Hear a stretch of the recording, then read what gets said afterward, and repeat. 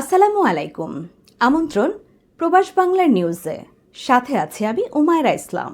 ওমানে বাংলাদেশি মালিকানাধীন Gulf exchange দিচ্ছে সেরা রেট। দেশে প্রিয়জনের কাছে টাকা পাঠাতে আজই যোগাযোগ করুন আপনার নিকটস্থ গালফ এক্সচেঞ্জে।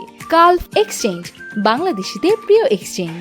ওমানে কর্ম ভিসা স্থগিত থাকায় বিভিন্ন খাতে তীব্র শ্রমিক সংকট দেখা দিয়েছে। এর ফলে ক্ষতিগ্রস্ত হচ্ছে অনেক দোকান, প্রতিষ্ঠান ও ব্যবসায়িক কার্যক্রম। এই প্রেক্ষাপটে শুরা কাউন্সিলের একাধিক সদস্য এবং ব্যবসায়ী নেতারা পাকিস্তানি ও বাংলাদেশি নাগরিকদের জন্য কর্ম ভিসা পুনরায় চালুর অনুমতি দিতে শ্রম মন্ত্রণালয়ের প্রতি আহ্বান জানিয়েছেন।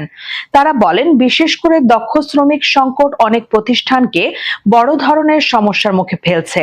নির্মাণ, রক্ষণাবেক্ষণ, প্রযুক্তিগত সেবা এবং ক্ষুদ্র ব্যবসা খাত সবচেয়ে বেশি ক্ষতিগ্রস্ত হচ্ছে। স্থানীয় ওমানি মাজিন আল হিনাই তার এক ফেসবুক পোস্টে লিখেন, গত সপ্তাহের শুরা কাউন্সিলের অধিবেশনে এই বিষয়ে প্রশ্ন তোলা হলে শ্রমমন্ত্রী বর্তমান পরিস্থিতিতে ভিসা প্রদানের বিষয়ে কোনো নির্দিষ্ট সময়সূচি বা সিদ্ধান্তের কথা জানাননি। ফলে কর্ম ভিসা পুনরায় চালু হবে কিনা বা কবে নাগাদ চালু হতে পারে তা এখনো অনিশ্চিত রয়ে গেছে। শুরা কাউন্সিলের সদস্যরা মনে করেন, শ্রমিক সংকট দীর্ঘস্থায়ী হলে এটি ওমানের অর্থনীতি ও ব্যবসা বাণিজ্যের উপর নেতিবাচক প্রভাব ফেলতে পারে। তাই তারা দ্রুত একটি বাস্তবসম্মত সমাধান ও নীতিগত সিদ্ধান্ত নেওয়ার জন্য শ্রম মন্ত্রণালয়ের প্রতি আহ্বান জানান।